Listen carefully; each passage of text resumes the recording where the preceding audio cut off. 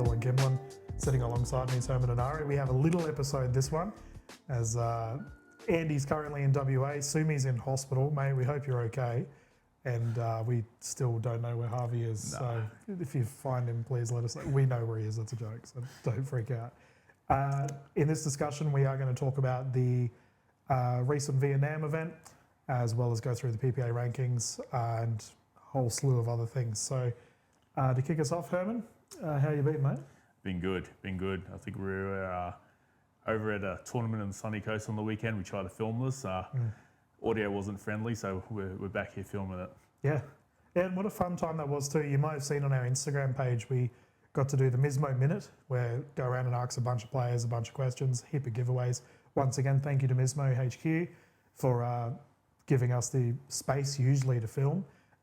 Today we're not at Mismo, but I do know that the team genuinely appreciate the podcast. Absolutely. And get behind Mismo too if you haven't followed them on Instagram and social media. Mismo Skincare and Body Care, their stuff is incredible. So so we got to do that at the tournament at least, which was a lot of fun. Yeah, we did. I was out there watching my wife. She came home with a medal. I always struggle because I never come home from a tournament with a medal. She always finds a way to. And then also watching my sons, Vaka and Sumi. So before they touched the court, I told them, make Daddy proud. And, at the end of the day, they didn't, because they came home with nothing. Sumi came home with an illness, apparently. So that's his excuse. Yeah. So, no, that was a lot of fun watching the players. And, we hope the mixed event went well the following day. Did you go to mixed as well? No, I didn't, but I think Nick, Mel and Deb took it out in the Opens. Yeah, okay. Yeah, they've been playing well, though, for Parrots. Yeah, so really not well. at all surprised by that effort. But let's get started. So Vietnam, obviously, we've got different perspectives. So Yeah. I was there. Great time at Carmelina Beach Resort.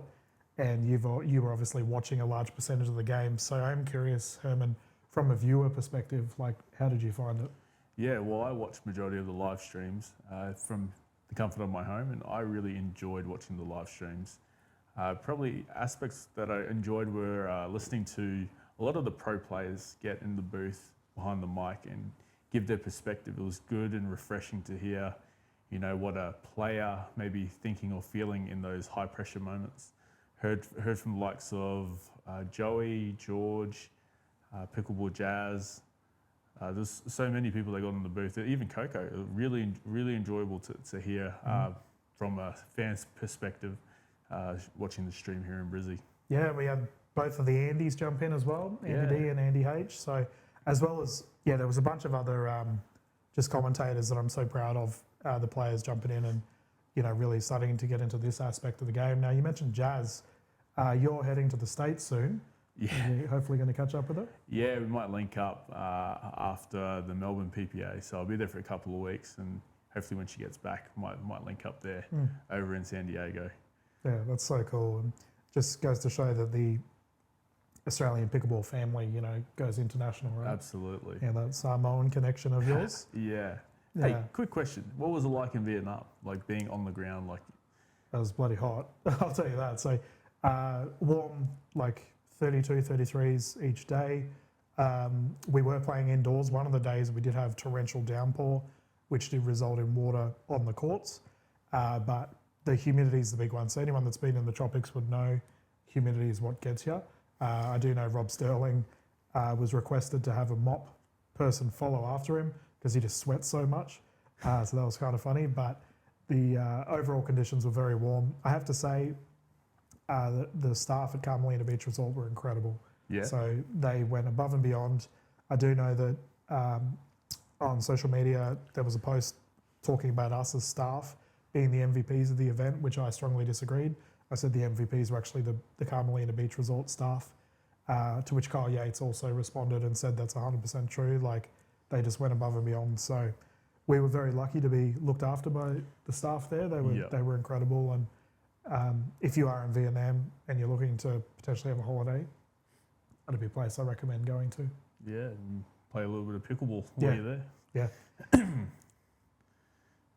No, besides that though, it was a solid time. I think the level of play was out of this world. So let's potentially discuss MLPA first. Yep.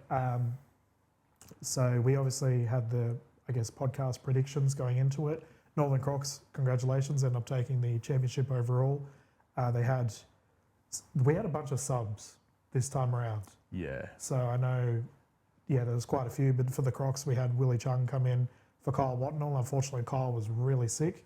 I had to pull out. I did have a chat to him because he was one of the players that was supposed to commentate. But he just said, no, I can't, I'm crooked. So they got Willie come on, who dominated in PPA, come in, got an opportunity with MLPA and bowled out. Yeah, look, pre-Vietnam, I actually picked the fours to win. I thought the Sydney Smash would have done well as well, but wasn't to be. But going into Vietnam, I reckon, like for me, the Crocs winning was a big surprise. No way I saw that coming. I reckon there was only 5 people that genuinely thought that the Crocs were going to win going to Vietnam. The 4 people that played for the Crocs, and then Ty from Slam Jam. I reckon there's the only 5 that thought they were genuinely going to do it.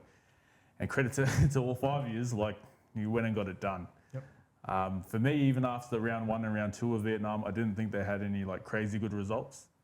If you think about it, they played the team that came 9th and last from the Gold Coast MLP event, and they came away with 2 Dream Breaker wins. So there was no like outstanding results there. And then in the quarterfinal, I think they played the Vipers, which is where Kyle fell ill.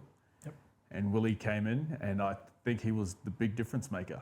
I even had someone message me saying that they thought Kyle Watnell was the MVP for not playing, which I thought was very controversial and very not true. It was well deserved by Harsh, but I really thought Willie Chung was absolutely the difference maker between the Crocs being the championship team that they were and being like sort of a contender but not really a finalist, because they had a really big win in the semi-finals. So like they beat the Surge 3-0. Yep. The reigning champs, they beat the Gold Coast champs 3-0, and the day before they were winning round 1 and round 2 by a Dream Breaker. Yep.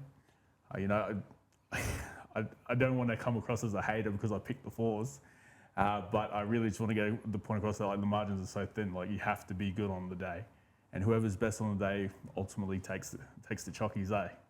Yeah, and I mean, for me personally, the 4s keep coming second, so we might have to start calling on the 2s. No, we're not doing 4 slander. But no, you know how much I appreciate George Wall's game is out of this world. And we were talking off camera just how exciting Jamie Way is as well.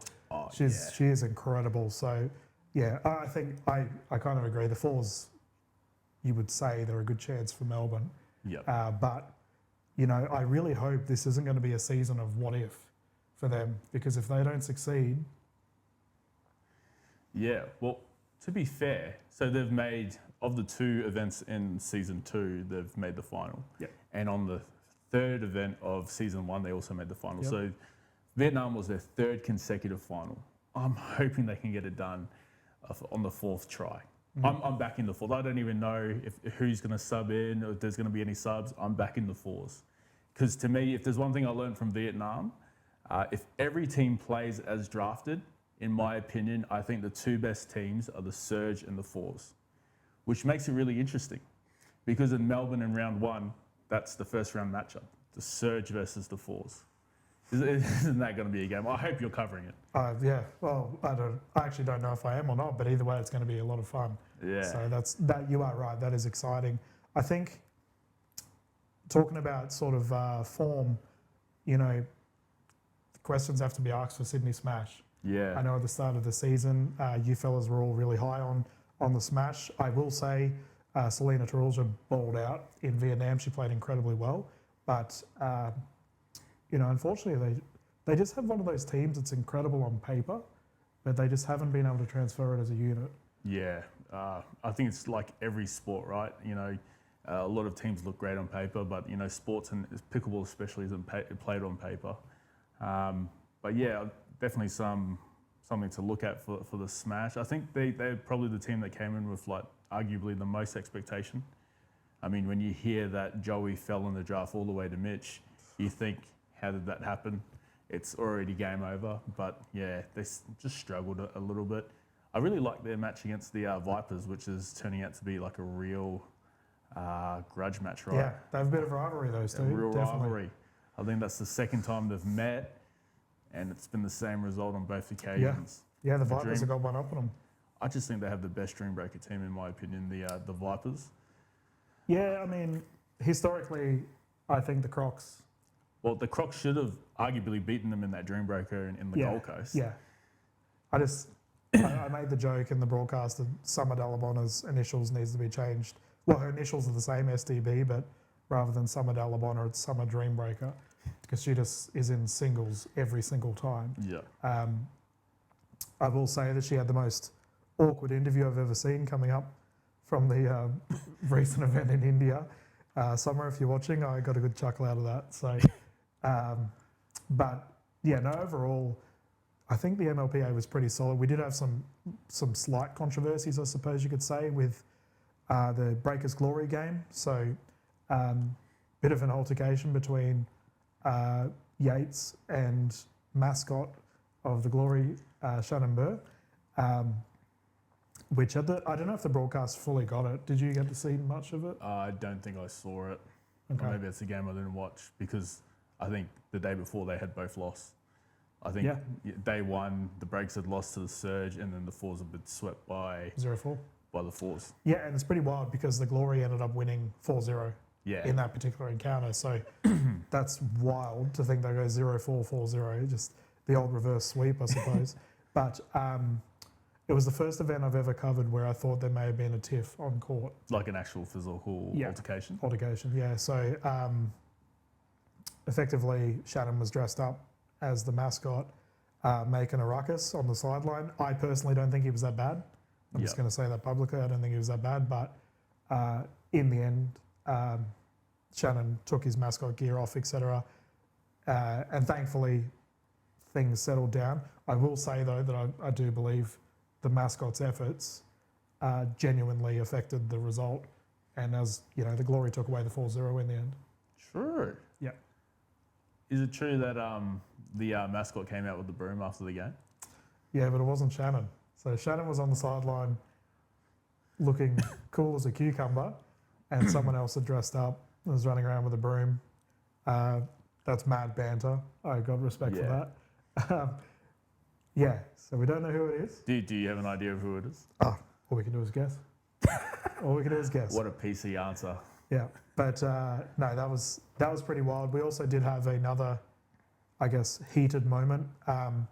This is me getting on a tangent.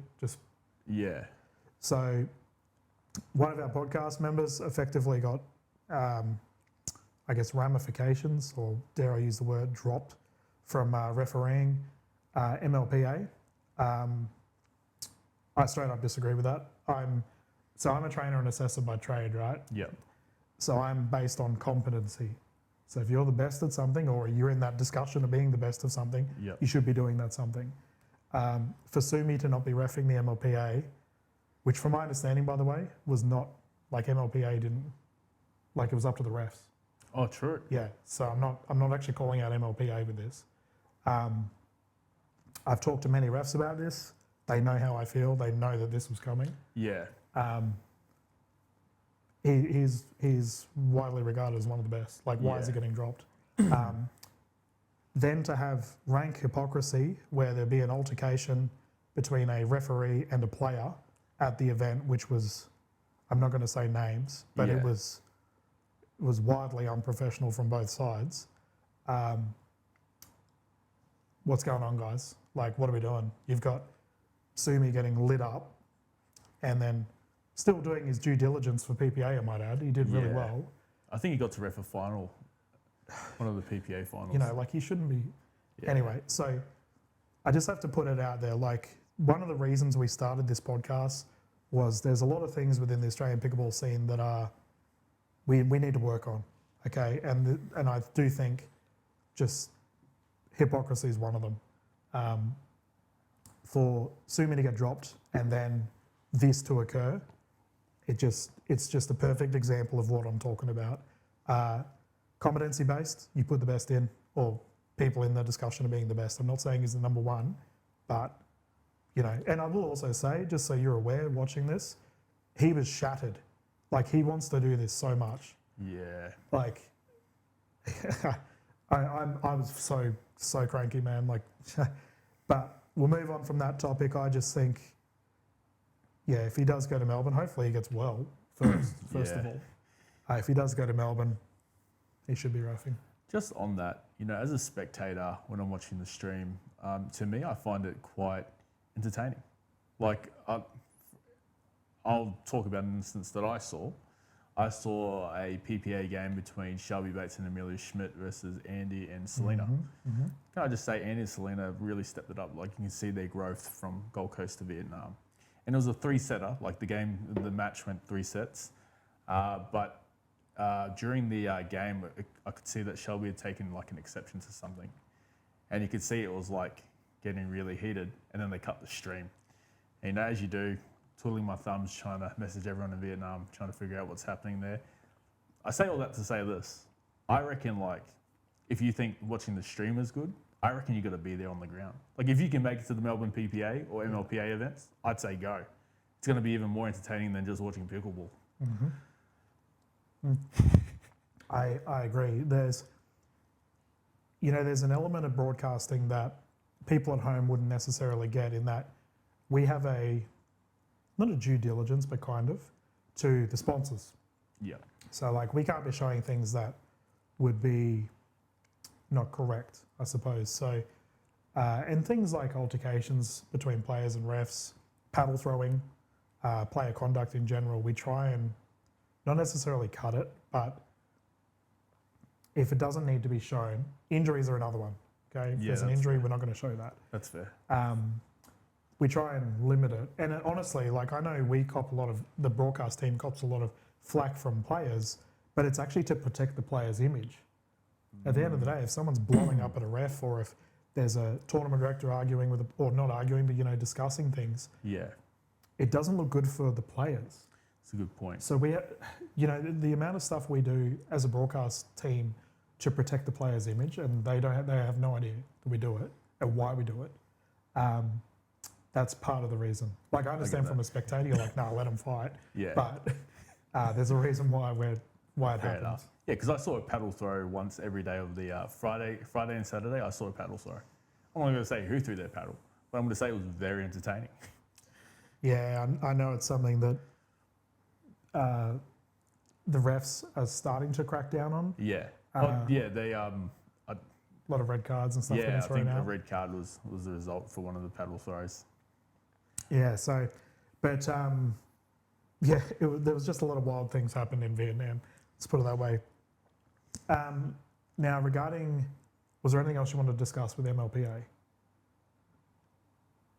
Oh, I did just want to quick mention to those. So, like, when you mentioned how well Selena played at Vietnam, I thought, for me, players like Selena, Andy, and Rob Sterling really stepped it up from the Gold Coast event. I also really liked the inclusion of JT for the hustle. He played really well in mixed with Michelle E. Yep. Like, he played right side, she played left side, but he dominated, like, played majority of the court from the right side. To me, I've never seen Rob Cassidy and Michelle E play together, but for me, I imagine that's like the way that they play, the way that JT and her played during the MLP. I thought the hustle did really well. And maybe that's credit because they had Coach Carter, who was also in the booth A. Yeah, Matt did really well jumping in the commentary booth.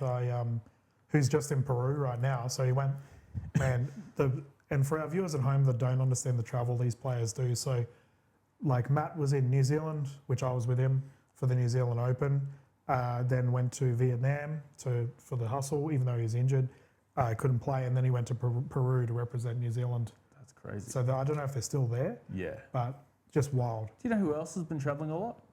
Like, I follow Standout, so I see she's like everywhere, is Rose. So like she played APC. Yep. Then she went and got the Triple Crown over in New Zealand. Yep. Then she went to Vietnam. Yep. And then she went and cleaned up on the weekend of the Indian Masters. Yep. Crazy. She's having a year, isn't she? We need to talk about, we'll probably talk about this more in a different episode, but just runs of form. Yeah. Rose's run of form right now is just insane. Like, she's winning everything. Yeah. So, because she also had success in Vietnam with the PPA, like the women's doubles. Yeah. With Summer Her and Delaware. Summer took it out. Yeah. So, it's fair to say Rose is just, for starters, she needs to have a break. Just have a rest, Rose. Does she? Because it doesn't look like she's getting tired. She's killing it. Yeah, no, it's a fair point. So, you did touch on the hustle. I do want to give a big shout out to the hustle and the Mavs players and coaching staff, as well as anyone that was involved with that final game that finished about 12:31 a.m. on the Saturday. Now, I was quite literally falling asleep on the sidelines, so I wasn't commentating that game. There was Gordo and Sumi. But to the two referees, I think it was Donna and Adrian calling that game, as well as whoever stuck around and watched, like, well done. Because we were all wrecked. Like, everyone was exhausted. Was that was the quarterfinal, hey? Dreambreaker. Yeah. Yeah. You mentioned Rob Cassidy for the Rush. He is an absolute G. Like, what a good bloke he is. Yeah, he was constantly positive affirmation for the referees and to all the players. He was just such a wonderful bloke. But I have to give a massive shout out to Wes Gabrielson. So there was a bit of an altercation between the Hustle and Mavs.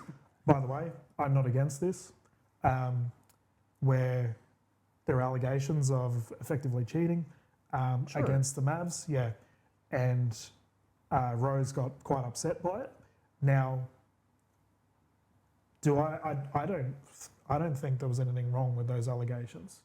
Yep. You got refs there. You can ask the question. Or was it like a line call? No, effectively what happened, I think, if memory serves me right, they claimed that she hit a ball when she didn't.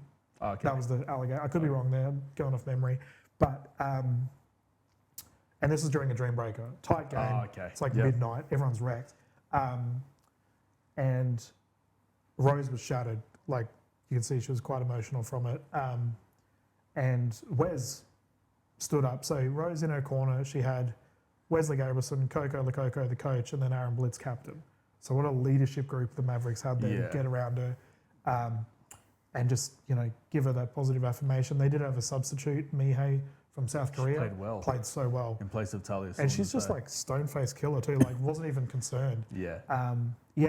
Unfortunately I had to replace Talia, who I know was watching the broadcast, so hopefully she can jump back in for Mavs. Yeah. But yeah, Wes was just outstanding from a leadership perspective. That game was tightly fought and the Hustle deserved the victory in the end. Yeah. So they just played so late, and just goes to give credit to the players and the staff for these events, just they go above and beyond. Yeah, good point. So, nothing else from MLPA? No, jump into PPA? Yeah. Cool. So PPA rankings have been changed since our last episode to some big movers and shakers, I suppose you could say. Herman, you're the stats guy, so you can delve into it. Yeah, I think for these are the season 2 rankings, the overall rankings. So I think it takes into account points earned from singles, gender doubles, and mixed doubles. For the men's leaderboard, in first place we've got Joey. Second place we've got Mitch. Third we've got Kyle Yates. Fourth we've got George Wall. And then fifth we've got Fook Quinn. Yep. I think for me the crazy one there is George Wall, because I don't think he's played any singles. No. So I think last week he sort of teased everyone by putting on social media, like asking the question as to whether he should make a singles return. I think the answer is yes. If you're healthy enough, I think you should do it. Yep. But yeah, it's shaping up to be a really good PPA event in Melbourne. The women's leaderboard goes as follows. We've got Summer in first place. In second place, or tied second, we've got Amelia and Pay. Then we've got Danny and then Rose. I think what makes it really interesting for the Melbourne event, especially in the men's, is if you look at who's actually partnered off. So you've got Joey and George, who are currently ranked 1st and 4th. They're playing men's together. And then you've also got Mitch and Kyle Yates, who on Pickle Brackets say that they're playing together, and they're ranked 2nd and 3rd. So I've actually got a message for the PPA. Okay. If you're organising the PPA in Melbourne, got a message for you. Please listen to me. If you don't, that's okay too. I asked that George, so I know that George and Joey, they're going to be highly ranked. They're either going to be ranked 1st or 2nd. The other highly ranked team will be Herman and Harsh. So I asked that on one side of the draw, you have Joey and George. On the other side of the draw, you have Herman and Harsh. And on that same side, you chuck down Kyle Yates and Mitchell Hargraves. Because for starters, we don't actually know if Herman and Harsh are going to play this one. Given the track history, we don't actually know if they're going to play. And if they do play, we want Mitch and Kyle to play them, because in an ideal world, we want the final to be the top 4 players from the men's leaderboard. We want to see Joey and George versus Mitch and Kyle. It's an outrageous matchup. PPA, make it happen. There we go. There's your request from Herman. And when you do it and it's really successful, send me a couple of grand. I'll send you my bank details. We'll call it even. Yeah, my only request is let's sue me ref. But that will be a very good game. And I think I agree with what you're saying regarding George. So for George to be fourth without any singles, Yeah. just goes to show how well he's playing. Like we've always said, a healthy George Wall, one of the best in the country. Yep. If not, he's in that discussion now. So yeah, if he jumps on the singles court, it'd be interesting to see how it goes, say the least. Joey, he's number one, you said? Yeah, Joey's number one. And I think that's well deserved. He's been in a great run of form. Absolutely. Yeah. Yeah, he and Danny got their triple back-to-back-to-back at mixed doubles for Yeah, they PPA. did, didn't they? Yep. But you know what? They're not playing together for this one, according to Pickle Rackets. Danny's playing with Kyle Yates, Whoa, which again will affect the leaderboard as well. that's an interesting matchup. Yeah. Man, who's Joey playing with? That's a good question. I'm going to have a gaze. I think is it Joey? I think you're right. So I got to ask the question, why would you break up a... Something that's been so successful? I don't know. Maybe they're just tired of winning. Well, hey, look, if I'm Danny, it's a real opportunity to play with one of the best to have ever done it. Yep, that's a fair point. Yeah, that's wild. Hopefully it doesn't collapse. Yeah, fingers crossed. 'Cause Yeah. it's going to be really interesting. I'm going to be able to find this. Are you going to be down in Melbourne? Yeah, so I'll be calling all of the games or a large percentage of them, which should be a lot of fun. I will also be doing a prelude with Adam Hall from Slam Jam. So we're going to do a PPA, MLPA, I guess, pre-show for you all. So that we'll get stuck into that quite soon. Speaking of going to Melbourne, I've got 3 weekends in a row in Melbourne, so Victorians will get sick of me by the end of the month. Oh, so you might as well move there. We'll see. I do like my footy and cricket and pickleball. I'll also be doing NPL. So I've got NPL round 5 this weekend and then NPL finals as well. So I'll be down there calling for all you guys as well as the Melbourne Grand Slam. Tony Sarton's group. Sure. Yep. So a lot of pickleball in Victoria in the month of November. It's a lot of fun. Yeah, Joey is playing with Joey. Okay, so Wayne, that's an interesting combo as well. Yeah. I'm a fan of Jiayi's game. I'm just curious to see.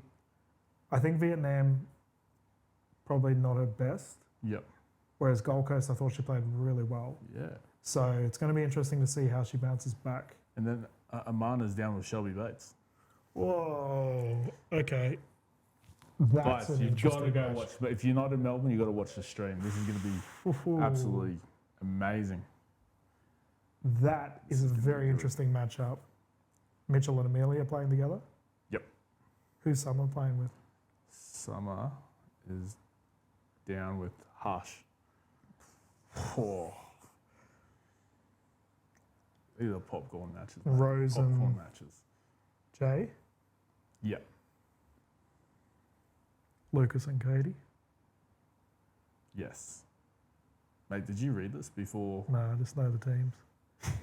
That's wild, man. Hopefully Katie's better too. I know she had a lower limb injury in Vietnam. Yeah. Well, she played really well on the weekend. Her and Rose took out the women's doubles There you in go. India. Nice. Well, that's good. A healthy Katie's, it's good to see. Yeah. And is Robin and Michelle playing together? Yes. That's the team I want to see. Okay. Because I actually picked them to take out Vietnam, but they didn't play. Okay. That is exciting. I think that'll wrap up our little episode here, Herman, unless you got anything else you want to bring up. Yeah. Now we can talk about the PWR stuff on the next episode. That's a big episode coming up, let me tell you that. Yeah. This is the Dinks Up podcast.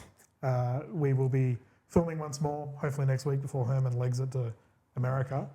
But yeah, please follow all of our social media pages, Instagram, Dinks Up Podcast, as well as like and follow and subscribe to our YouTube channel.